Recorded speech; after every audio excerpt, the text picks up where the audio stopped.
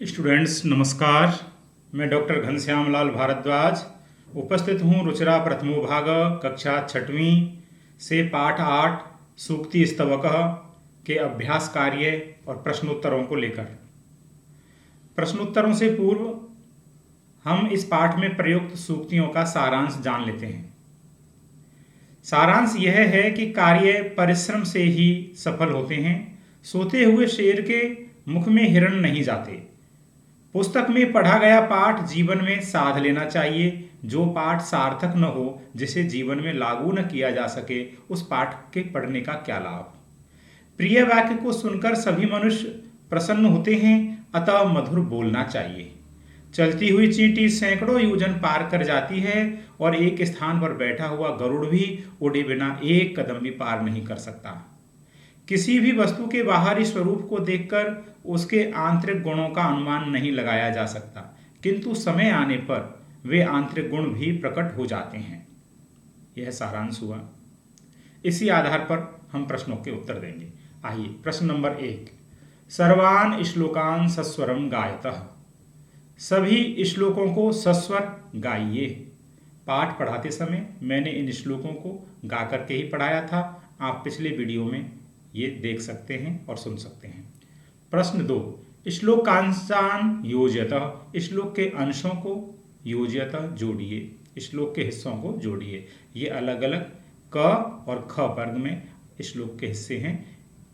Correct जोड़ना है इनको। जैसे उत्तर नीचे दिया हुआ है। क तस्मात् प्रियम ही वक्तव्यम। इसके सामने आएगा वचने का दरिद्रता। मीनिंग हुआ इसलिए प्रिय ही बोलना चाहिए, बोलने में क्या कंजूसी। सेकंड लाइन है गच्छन पिपीलको याति। इसको मिलाएंगे योजना नाम शतान्यपि से। इसका अर्थ हुआ चलती हुई चींटी सैकड़ों योजन चली जाती है। थर्ड लाइन है प्रिय वाक्य प्रदानेन सर्वे तुष्यन्ति जंतव से मिलाइए। इसका अर्थ हुआ प्रिय वाक्य बोलने से सभी जंतु प्राणी तुष्यन्ति संतुष्ट हो जाते हैं। अगली लाइन है किम भवेत् तेन पाठेन जीवने योन सार्थक। इससे मिलेगा ये किम भवेत् क्या होगा, तेन पाठेन उस पाठ के पढ़ने से, जीवने योन सार्थक जो जीवन में सार्थक ही नहीं हो, अर्थवान नहीं हो। अंतिम लाइन है काकः कृष्ण पिकः कृष्ण को भेद पिक काकयोः। तो काकः कृष्ण कौआ काला होता है, पिकः कृष्ण कोयल भी काली होती है। को भेद पिक काकयोः कौआ और कोयल इन दोनों में रंग के आधार पर क्या भेद होता है, कोई भेद नहीं होता। ये अर्थ हुआ। आइए प्रश्न नंबर 3। प्रश्नानाम उत्तराणि लिखत। प्रश्नों के उत्तर लिखिए। प्रश्नों के उत्तर लिखिए। Answer the questions. प्रश्न क सर्वे जंतवः केन तुष्यन्ति। सर्वे सभी जंतवः प्राणी केन तुष्यन्ति किससे संतुष्ट होते हैं। तो आप जानते हैं प्रिय बोलने से, मीठा बोलने से। तो उत्तर हुआ सर्वे जंतवः सभी जंतु सभी प्राणी प्रिय वाक्य प्रदानेन प्रिय वाक्य बोलने से तुष्यन्ति प्रसन्न होते हैं, खुश होते हैं। प्रश्न ख पिक काकयो भेदः कदा भवति। कोयल और कौए का भेद कदा भवति कब होता है। उत्तर है पिक काकयोः भेदः कोयल और कौए का भेद वसंत समये भवति। वसंत के समय में, वसंत ऋतु में भवति होता है। प्रश्न ग कह गच्छन योजनानाम शतान्यपि याति। कौन गच्छन माने चलता हुआ, योजना नाम शतान्यपि याति सैकड़ों योजन सैकड़ों किलोमीटर याति चला जाता है। तो वो है चींटी। तो पिपीलकः गच्छन योजना नाम शतान्यपि याति। उत्तर है पिपीलकः यानी चींटी चलती हुई सैकड़ों योजन दूर चली जाती है। प्रश्न घ अस्माभि किम वक्तव्यम। हमें क्या वक्तव्यम बोलना चाहिए। तो हमेशा मीठा बोलना चाहिए, प्रिय बोलना चाहिए। तो उत्तर हुआ अस्माभि प्रियम वक्तव्यम। हमें प्रिय बोलना चाहिए। प्रश्न 4 उचित कथनानाम समक्षम आम यानी सही वाक्य के सामने, करेक्ट सेंटेंस के सामने आम, और अनुचित कथनानाम समक्षम और अनुचित कथन के सामने न नहीं इति लिखत। ऐसा लिखो। पहली लाइन है काकः कृष्ण न भवति, कौवा काला नहीं होता। तो बच्चों ये तो गलत बात है, कौवा तो काला ही होता है, इसलिए इसके सामने लिखेंगे न। प्रश्न ख अस्माभिः प्रियम वक्तव्यम, हमें मीठा बोलना चाहिए। यस, राइट बात है, ये तो सही है। तो उत्तर लिखेंगे आम। ग वसंत समये पिककाकयो भेदः स्पष्टः भवति, वसंत ऋतु में कौवा और कोयल का भेद स्पष्ट हो जाता है। यस, बिल्कुल सही है, क्योंकि कौवा तो का बोलता है लेकिन कोयल बड़ा मधुर गाती है, इसलिए आम, ये बात सही है।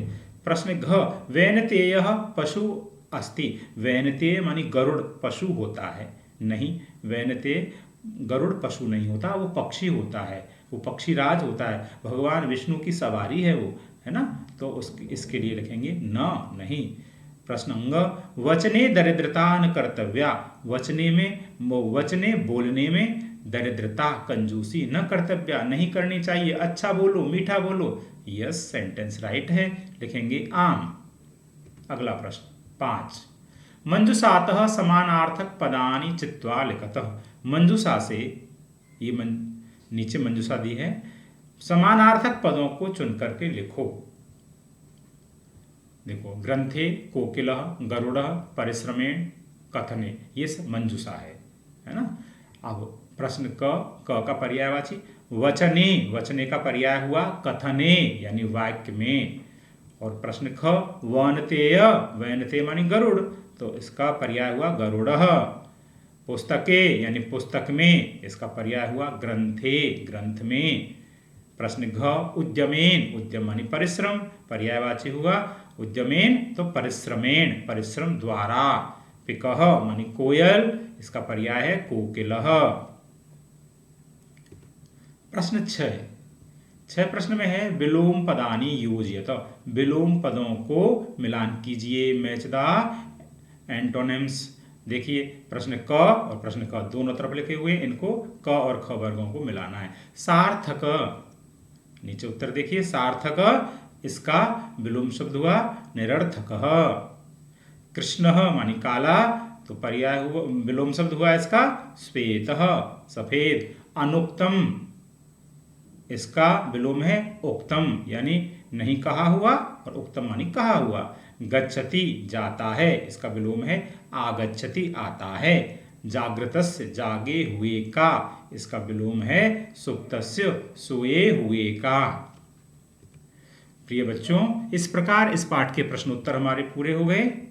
आपका बहुत बहुत धन्यवाद। लेकिन आपसे एक बात कहना नहीं भूलूंगा, आपकी ये ड्यूटी भी बनती है कि आप इस चैनल को सब्सक्राइब करें और अपने दोस्तों से भी सब्सक्राइब करवाएं, और जिससे कि आगे आपको और पाठों के वीडियोज़ भी मिलते जाएं।